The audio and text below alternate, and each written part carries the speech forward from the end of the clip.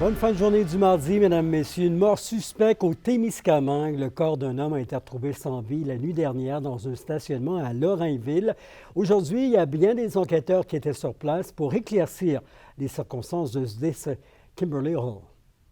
La Sûreté du Québec confirme l'identité du corps retrouvé dans un stationnement derrière un immeuble sur la rue Notre-Dame à Lorrainville. Il s'agit de Sylvain Fleury, un homme de 43 ans de la municipalité de Fugerville. Les circonstances exactes de son décès ne sont pas encore connues, selon la porte-parole de la Sûreté du Québec, Nancy Fournier. Donc, présentement, ce qu'on peut dire, c'est que l'analyse de la scène, elle est terminée.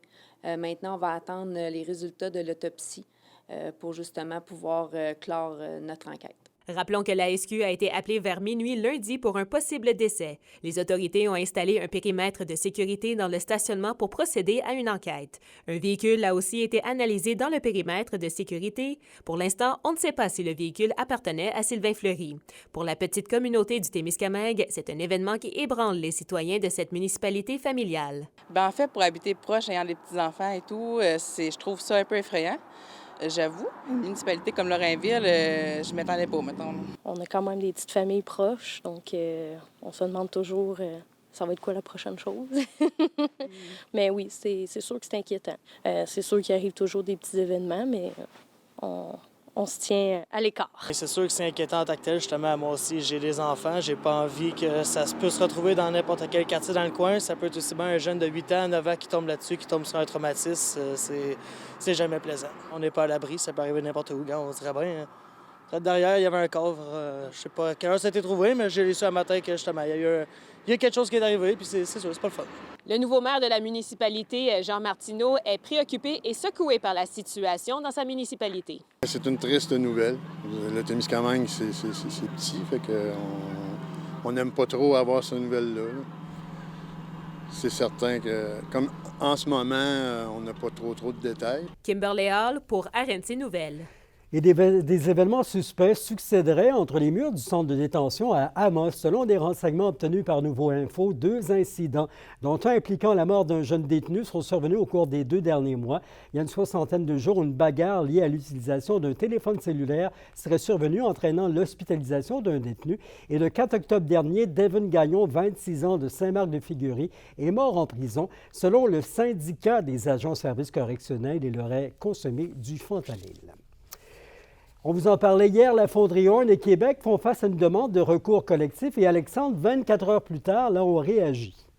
Oui, Yvon, Glencore a réagi ce matin en nous mentionnant par courriel, et je cite, « Compte tenu que le dossier est maintenant de nature juridique, nous ne formulerons pas de commentaires. » On rappelle que dans le recours, il y a 2 demandes, dont l'indemnisation financière et l'engagement qui forcerait la fonderie à abaisser dans les 6 mois les émissions d'arsenic dans l'air au niveau des normes québécoises. Cet après-midi, je me suis entretenu avec la mairesse de Rouyn-Noranda, Diane Dallaire. Elle voit l'action collective d'un bon œil. Elle supporte la population, mais confirme que la mairie concentre ses énergies sur le dossier de la relocalisation. C'est certain qu'on va suivre le dossier de près, vous comprendrez. Et les gens, comme je disais, sont en droit de faire cette démarche. Mais pour l'instant, nous, c'est ça, c'est un processus judiciaire. Pour l'instant, nous, on le redit. Puis je pense que les gens ont besoin de l'entendre aussi, les principaux concernés, qu'on continue notre travail. On travaille pour l'avenir, on est en action pour la relocalisation, les nouveaux quartiers à développer, puis les programmes de compensation. Présentement, c'est l'urgence pour nous. Alexandre, il en a été question à l'Assemblée nationale aujourd'hui. Québec répond aux demandes de la Ville et les 14 et 15 novembre, on devrait avoir de la visite. Là. Oui, absolument. Là, le ministère des Affaires municipales va se déplacer à Rouyn-Noranda pour s'entretenir avec les citoyens du quartier Notre-Dame. La rencontre est prévue pour le mois de novembre, comme vous l'avez dit. On rappelle que la mairie avait envoyé une missive pour demander l'accélération du processus de relocalisation des 200 familles du quartier Notre-Dame.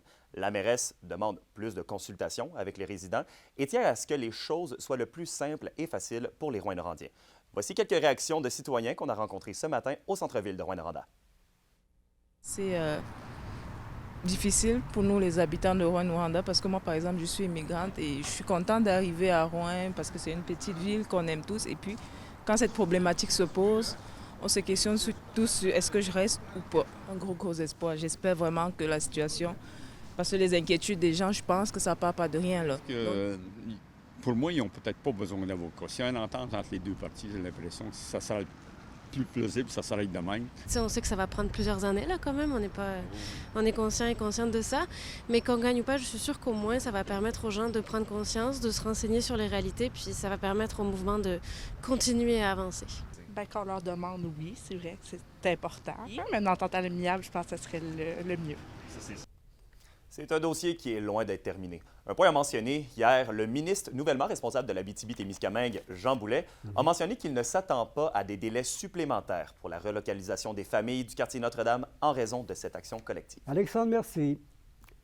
Et 719 signalements ont été retenus par la Direction de la protection de la jeunesse en date du 12 octobre dernier. C'est 100 signalements de plus qu'à pareille date l'an dernier. Malgré ces chiffres, le CISAD souligne un élément positif. Pour une première fois, 55 des interventions réalisées grâce aux services de proximité pour les jeunes en difficulté et leurs familles ont été utilisées. Dans les 3 dernières années, c'était 70 des services qui se donnaient dans le cadre de la loi sur la protection de la jeunesse.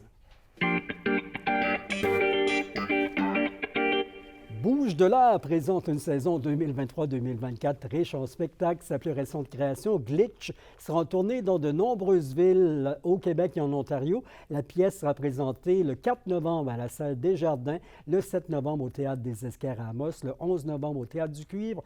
Glitch qui nous plonge dans le mystérieux sous-sol d'un théâtre déserté. Dans le circuit Cecchini, les Foreurs de Val-d'Or et les Huskies de Rouyn-Noranda sont de retour dans la région après un week-end dans les Maritimes. Voyage qu'un peu plus sourit à la meute qu'au Vert-et-Or. Johan Carrière.